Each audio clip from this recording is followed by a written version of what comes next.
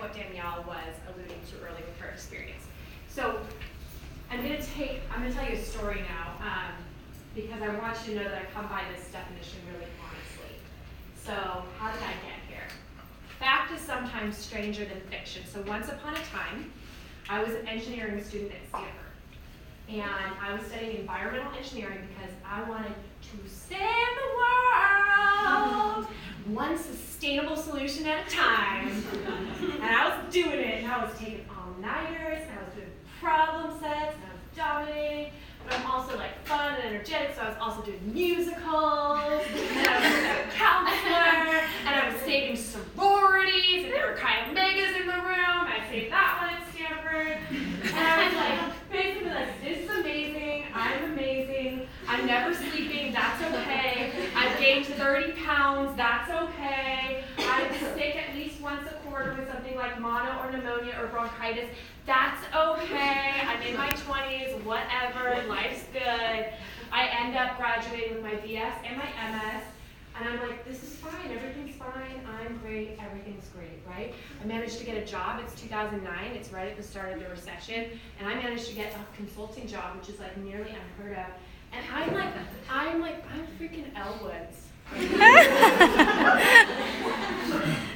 know if I could be an engineer? Did it. Know if I could get a job? Did it. Deal with it. Not stopping. So then I go up to Portland, Oregon, and I'm a Southern California girl, so I grew up not that far from here. And I start to get, among other things, seasonal depression, right? So seasonal depression is a real thing. And I'm denying it. I'm like, oh, fine, it's all good, I'm so happy. And it's pretty obvious pretty quickly as I start this job that like, I'm not meant to be an engineer and consulting firm. But because I'm 3 Ps, a perfectionist, a performer, and a people pleaser, and I think this is what I was supposed to do because, right, this is what Stanford kids do. This is what successful people do. They go down this path and they don't cry about it. They just do it, right? I kind of swallow that down. And then, luckily, God is a devil. And she gave me a wake-up call.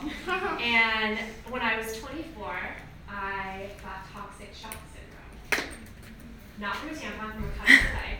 And I spent 4 days in the ICU, and I almost died. And it was the most harrowing and horrible experience of my whole life. And so I leave the hospital, and I've already got 10 years worth of exhaustion, and seasonal depression, and overwhelm. And now on top of it, I have very serious PTSD. And I start to like, okay, maybe I'll like try therapy, right? Like I'll go to therapy for a little bit, and I go to therapy for a little bit, and it kind of helps. And I'm like, you know, the only thing that I know how to do that's hardwired into my body, into my mind at this point is like, suck it up, deal with it, move forward. So I don't take the time I need to heal. And the only coping mechanism that I truly have is pouring myself into my work. That's where my self-worth comes from. So I'm like, okay, I'll just do that. I'll do that. So I do that, and I crush it. I crush it so hard as an engineer and as like this communicator and this like person who's an outlier that at the age of 26, my Fortune 500 company asked me to move to their headquarters and direct the global rebrand of the company. And I'm like, I'm 26, you know that? I'm like an engineer, right? So, and they're like, yeah, come do that though, because you need to do it, you got great energy. And I'm like, okay, sweet, sounds important, sounds fancy. I get to go get stamps on my passport. Abu Dhabi, here I come. This is gonna be great. Hello world, Elwoods is back, right? And I go and I do it, and doing it, and it's the same old story. And God is like, bitch, wake up. And so she throws me another curveball. I'm on an international plane trip, flying from London back to New York, and I'm in an emergency plane landing situation where I hear my pilot say Mayday twice over the intercom. And I'm sitting there and I'm like, you have to be fucking kidding me. I survived toxic shock just to die in a plane crash? Oh no! This is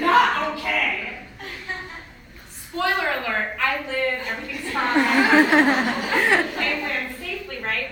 But I'm destroyed. The last, kind of ability to hold on and to pretend that this is okay and that I'm okay and that everything's okay is just out the window. So, like any respectable millennial woman would do, I'm like, I need to save myself. What do I do? I sign up for yoga teacher training, right? It's like, okay, you do it, right? And you're like, I don't know what's doing next. I'm gonna get a yoga teacher. I've sold a lot of people yoga teacher trainings off that. I know it works. So I become a yoga teacher, and I'm so lost, and I have no idea what the right answer is. And as I'm going through this yoga teacher training, it is working because I'm becoming closer and closer and closer to my truth, closer and closer and closer to my worth. And what I'm realizing is this was never the life that I was supposed to live. This was the life that I was sold. This was the life that I was told I was supposed to want. And it all comes to a head, and I'm sitting in a therapist's office. I am days away from my 29th birthday. I am days away from successfully launching a rebrand that 25,000 people in my company told me would be impossible. I have 2 Stanford engineering degrees. I have a professional engineering license, and I'm sobbing. And I ask, when am I ever going to feel like enough?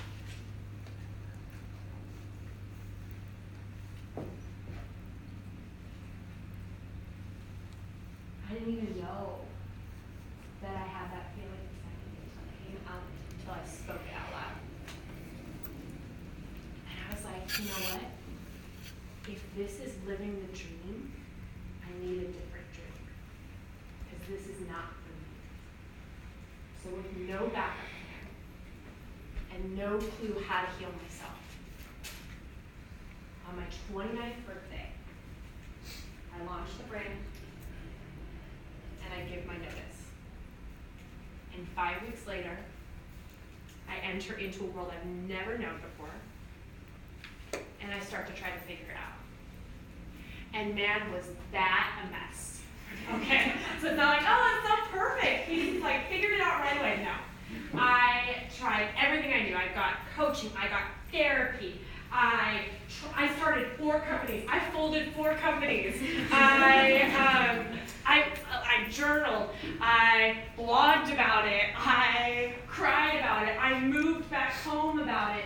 And I did retreats about it, right? I spent every last dime of my savings trying to figure out how the heck to do something that I felt like made me worthy of being me.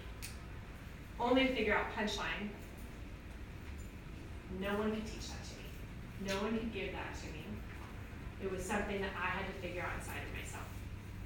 And so what I learned through that was these really simple principles that I'm about to teach you that gave me the framework, the permission, and the space, if you will, to kind of do that, to be able to learn how to really take care of myself, how to believe in myself, and how to own my self-worth.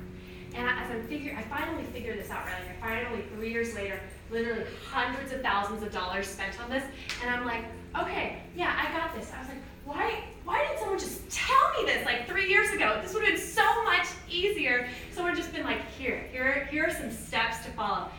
And I was like, oh, that sounds like a good business idea. Okay, I'll do that. I can't be the only person who's dealing with this, and in fact, I'm not. So if there's anything other than it's okay to be selfish that I want you to take away from this, and Danielle certainly did for all of us just a moment ago, is it's okay to not be okay and you're not alone. And some of the people that you might admire most and you might look at and think they got their shit together, probably not. So now I'm going to so that's how I get into this, right? I'm going to help people self-burnout. I'm going to help people not get to that stage and start to be their mirror and their microphone until they can start to believe in their own self-worth. And then Nanny McPhee, anyone in here know what Nanny McPhee is? Yeah, Nanny McPhee. So you don't need